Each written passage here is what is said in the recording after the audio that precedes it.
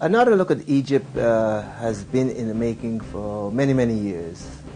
Like most people in the audience, I learned about the ancient Egyptians, and I learned they were very terrible people, and particularly this pharaoh Ramses.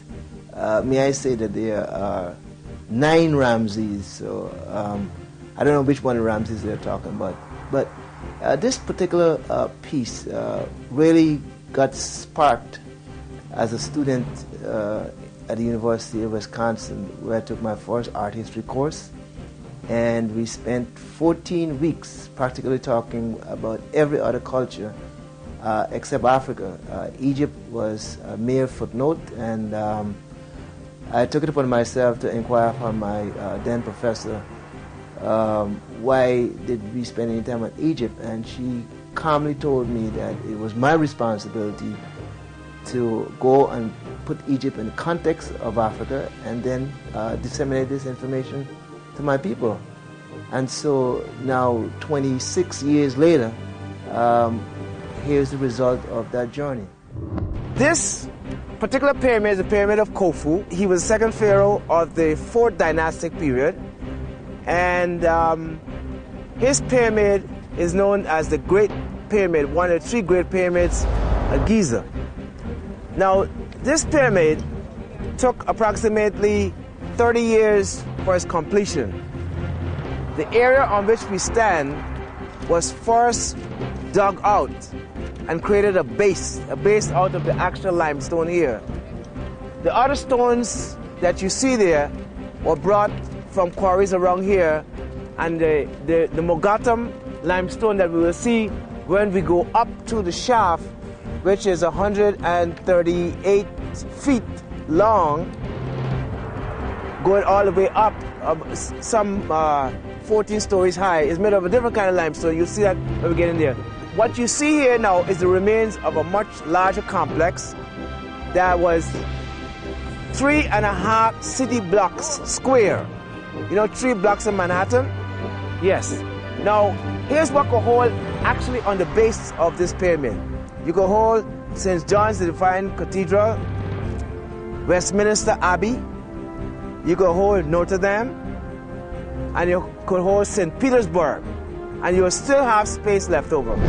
Ramses the Great, his contributions have not only dotted architecturally the landscape of Egypt, but his contribution also was an influence on other pharaohs. One pharaoh that comes to mind almost immediately is that of Ramses III. Ramses III, a 20th dynasty, and Ramses II was 19th dynasty. Ramses III, a 20th dynasty pharaoh, admired Ramses II so much that he attempted to copy not only Ramses' architectural constructions, but also the way that he conducted his affairs of state. Now, on this side of the backside of this pylon here, remember I told you about this grand conflagration that took place against the Sea people in the 8th year of the rule of Ramses III? Now, his royal, not his royal scribe, but his military scribes, after the battle, came back with the spoils of war, and the spoils of war are the hands. You hear the hands there? The hands, all the hands that were cut off to mark the number of people who were part of who were victims, who were his captives. That's the way they counted them. Today they count them by boots. At this time they counted by cutting the hands. Ramses III was somewhat leery about the number of people who actually were vanquished in this battle. So he sent the scribes home. He sent the scribes back in the battlefield to have a recount.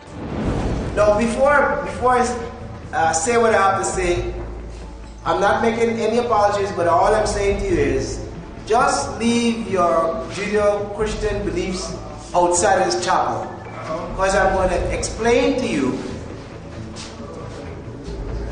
the illustration that is here for us, which shows us one scene in the resurrection. Here is the prostrated Osiris. In this canopy alone, there's a number of things going on. So let's see if I can get through them as quickly and as simply as possible.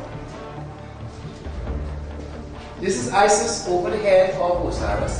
See her hands are over here? Remember, she's supposed to be the magician. Alright? And here she first transforms herself into the kite, the bird. Here is her sister, Nephthys, who also have the ability to transform herself also into a kite. You know what a kite is? It's a mourning bird. And now Isis now fully transformed. We know it's Isis because the nectar, Isis, the throne. She now hovers over the erect phallus of Osiris,